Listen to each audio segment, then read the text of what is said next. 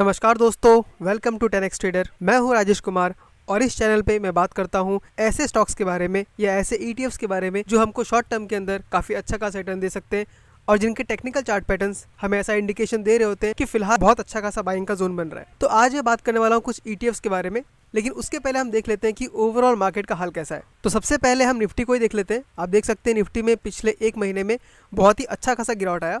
आप यहाँ पे देखिए, ये 26 सितंबर का है और आज आपका 25 अक्टूबर चल रहा है। करीब करीब एक महीना हो ही चुका है और वहाँ पे निफ्टी ने हमको अराउंड 7% तक का डाउनफॉल दिखाया है, जो कि एक अच्छा खासा करेक्शन हमको निफ्टी में दिखा रहा है। वहीं पे अगर बैंक निफ्टी में देखें तो बैंक निफ्टी के अंदर भी एक अच्छा खासा गिरावट आया है और इसके हाई से देखें या पिछले महीने से देखें तो इसने करेक्शन लगाया था 7% का, लेकिन अब ये वापस रिकवर कर रहा है और फिलहाल हमको अपने टॉप से 5% के करेक्शन पे हमको बैंक निफ्टी मिल रहा है। यानी ओवरऑल मार्केट देखें तो सारे के सारे जो इंडेक्सेस है वो गिर रहे हैं, जिसकी वजह से मार्केट में बहुत ज़्यादा नेगेटिविटी फैला हुआ है। सब लोग डरे हुए हैं और अगर हम जियो पॉलिटिक्स देखें, पूरे वर्ल्ड का हाल देखें तो वहाँ भी कुछ सिचुएशन ऐसा ही है। बहुत ज़्यादा अनसर्टेनिटी है, हर जगह वार हो रहा है, तो इसके वजह से इन्वेस्टर्स काफ़ी डरे हुए हैं और वो कंफ्यूज हो चुके हैं कि यहाँ पे हम किस स्टॉक में इन्वेस्ट करें और किस स्टॉक से दूर रहें।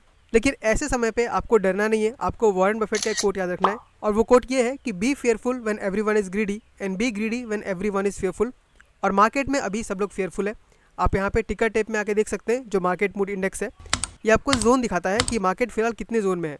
तो जब ये रेड होगा, आप देख सकते हैं यहाँ पे एक्सट्रीम ग्रीड है, यानी बहुत ज़्यादा लालच है, मार्केट बहुत ज़्यादा हाई लगा रहा होगा। फिर ग्रीड आता है, फिर फियर आता है, फिर एक्सट्रीम फियर आता है और जब भी एक्सट्रीम फियर आता है आप देख सकते हैं यहाँ पे ग्रीन दिख रहा है, यानी यहाँ पे आपको धीरे धीरे बाइंग स्टार्ट कर देना है। लेकिन एक बात ध्यान रखना चाहिए कि हमें किसी भी स्टॉक्स में बाय नहीं कर देना है। हमें अच्छे से एनालिसिस करने के बाद जो फंडामेंटल स्ट्रॉन्ग स्टॉक्स है या जो अच्छे ETFs है उनमें ही इन्वेस्ट करना चाहिए।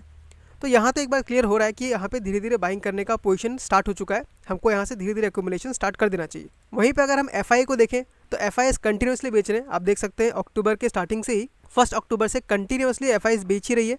एक भी दिन खरीदारी नहीं हुआ है, नेट हर दिन उसने बेचा है।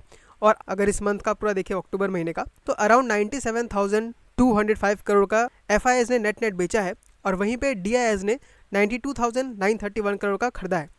अगर हम देखें तो जितना FIs ने बेचा है उतना ही DIs ने खरीदा भी है। थोड़ा सा माइनर डिफरेंस है, 5,000 करोड़ का डिफरेंस हमको यहाँ पे दिख रहा है, लेकिन मार्केट में फिर भी हमको अच्छा खासा गिरावट दिख रहा है। उसका रीज़न ये है कि आप जैसे मेरे जैसे इन्वेस्टर्स जो है वो भी धीरे डरने लग गए हैं और वो भी अब बेचना शुरू कर चुके हैं। लेकिन अब मैं आपको कुछ ऐसे ETFs दिखाने वाला हूँ जो यहाँ पे अगर हम बाय कर लेते हैं बहुत अच्छा खासा हम रिटर्न कमा सकते हैं, वो भी बहुत ही शॉर्ट टर्म के अंदर। थोड़ा बहुत पेन तो देखने को मिलेगा, आपकी बाइंग प्राइस से हो सकता है कि स्टॉक फिर से 2, 3, 4, 5% नीचे चले जाए, लेकिन उस 5% के डर से अगर आप अभी इन्वेस्ट नहीं करते हैं तो बहुत बार रैली मिस हो सकता है। जिस तरीके से कोविड में मिस हुआ था, यहाँ भी वैसा सिचुएशन बन सकता है। तो चलिए बिना टाइम वेस्ट किए हुए अब देखते हैं कौन कौन से ETFs है जो हम बाय कर सकते हैं। तो स्टार्ट करते हैं सबसे पहले निफ्टी 50 से और मैं यहाँ पे डायरेक्टली इसका ETF ही खोल लेता हूँ जो कि निफ्टी 20 है। तो आपको यहाँ पे दिख रहा है स्टॉक ने या इस ETF ने अक्टूबर 2023 से अगर हम आज तक का रिटर्न देखें तो इसने हमको एक साल में 30% तक का रिटर्न दिया है और नॉर्मली जो निफ्टी जो रिटर्न देता है वो अराउंड 12 से 16% तक कर देता है। तो इसने डबल हमको रिटर्न दिया है, तो इसलिए हल्का फुल्का करेक्शन आना भी बहुत मामूली सा बात है।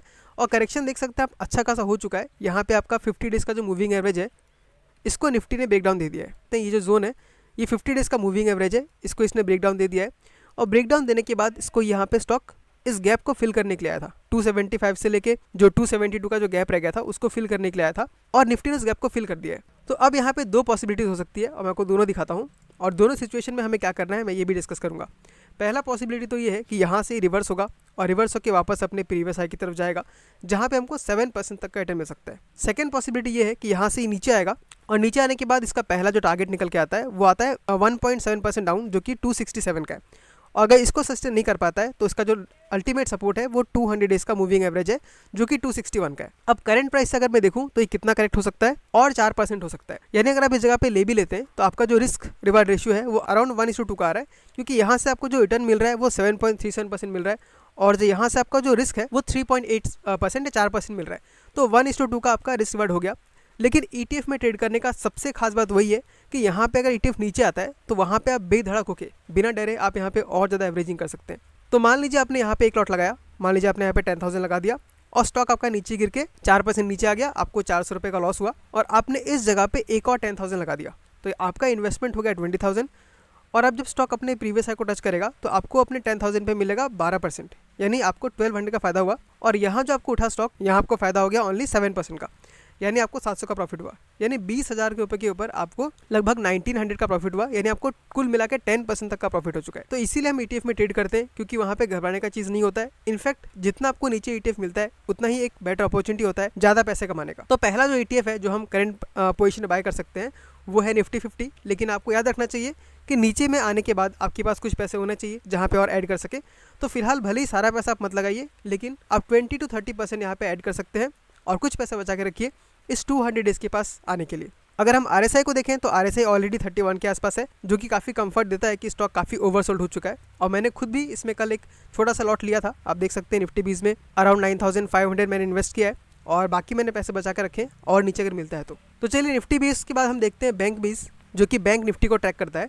और बैंक निफ्टी में भी सेम सिचुएशन को होता हुआ नजर आ रहा है। आप देख सकते हैं स्टॉक अपने 50 डेज़ के मूविंग एवरेज के पास है और जब ये 50 डे की मूविंग एवरेज के पास आता है तो एक अच्छा खासा मौका देता है ऐड करने का। और यहाँ से भी हमको अराउंड 5% तक का प्रॉफिट हो सकता है। मान लीजिए 5% आने में हमको 1 महीना भी लगता है तो बहुत ही बड़े रिटर्न है, क्योंकि ETF में रिस्क बहुत ही कम होते हैं। अब अगर यहाँ से नीचे आता है, अगर ये 200 दिन की मूविंग एवरेज को टच करता है तो यहाँ से 4% करेक्ट हो सकता है। तो इसका सिचुएशन भी बिल्कुल निफ्टी की तरह है। तो यहाँ भी हमें वही स्ट्रेटेजी फॉलो करना है, यहाँ पर एक लॉट लगाना है और अगर नीचे आता है तो हमें वेट करना है 500 तक के लेवल का, वहाँ पे हम एक और लगा सकते हैं। अब मैं बात करने वाला हूँ आपसे ऐसे कुछ ETFs के बारे में जो कि बहुत ज़्यादा सस्ते वैल्यूएशन पे मिल रहे हैं और अपने हाई से काफ़ी अच्छा खासा करेक्ट हो चुके हैं। तो उसको हम देखते हैं UTI नेक्स्ट 50, जो कि निफ्टी नेक्स्ट 50 का ETF है। इसका करंट प्राइस अराउंड 75 चल रहा है और इसने हाई लगभग 82 का लगाया था। तो अपने हाई से ये हमको अराउंड 10% करेक्शन पे मिल रहा है, जो कि काफ़ी अच्छा खासा करेक्शन है। और अपने 200 दिन की मूविंग एवरेज से ये सिर्फ 4% ही दूर है। तो बहुत ज़्यादा चांसेस है कि उसको टच कर सकता है अगर मार्केट में बहुत गिरावट आया तो यहाँ भी सेम सिचुएशन बन रहा है। एक लॉट यहाँ पे लगाइए और कुछ पैसा बचा के रखिए, जो कि हम यहाँ पे एवरेज कर सकते हैं। अगर अपने बारे में बात करूँ तो मैंने यहाँ पे जूनियर बीज लेकर रखा हुआ है, जो कि UTI नेक्स्ट 50 की तरह ही है। ये भी निफ्टी नेक्स्ट 50 को ट्रैक करता है। तो वहाँ मैंने अराउंड 11,000 रुपीज़ ला कर रखा है। अगर स्टॉक मुझे और नीचे मिलता है तो मैं वहाँ भी ऐड करूँगा। उसके बाद जो सबसे बेस्ट ETF मुझे लग रहा है इस पोजीशन पे वो है हमारा FMCG। और ये जो ETF है ये आपका निफ्टी FMCG को ट्रैक करता है। और आप यहाँ पे देख सकते हैं कि इसने अपने 200 DMA को टच किया है और हाई से अगर देखूँ तो अराउंड हमको 12% तक का करेक्शन को यहाँ पे नजर आ रहा है। तो एक बहुत ही अच्छा खासा करेक्शन है। तो यहाँ पे अगर आप चाहे तो 50 to 70% अपने कैपिटल का एलोकेट कर सकते हैं। और उसका आपको रीज़न भी दिखाता हूँ। आप देखिए जब ये 200 DMA के पास आया है इसने बहुत ही तगड़ा रिटर्न दिया है। आप देखिए यहाँ से सिर्फ 95 डेज़ के अंदर 17% तक का रिटर्न। अगेन ये 50 डेज़ के पास भी अगर आया है तो इसने आपको 104 दिन के अंदर यानी 3 महीने के अंदर 20% तक का रिटर्न दिया है। यहाँ भी देख सकते हैं आप 50 DMA के पास आके इसने फिर से 13% तक का रिटर्न दिया है ओनली 74 डेज़ के अंदर। लेकिन आज हमको ये 200 दिन के मूविंग एवरेज के पास मिल रहा है। अगर मैं इसको वीकली पे देखूँ तो आप देख सकते हैं वीकली चार्ट पे जब भी 50 डेज़ के पास आया है इसने हमें अच्छा रिटर्न दिया ही दिया है। आप देखिए 133 डेज़ के अंदर 22% तक का रिटर्न, यानी सिर्फ 6 महीने में। वापस आप यहाँ पे देख सकते हैं इसने टच किया था 50 डेज़ के DMA को और इसने हमें रिटर्न कमा के दिया 30% का सिर्फ 161 डेज़ के अंदर।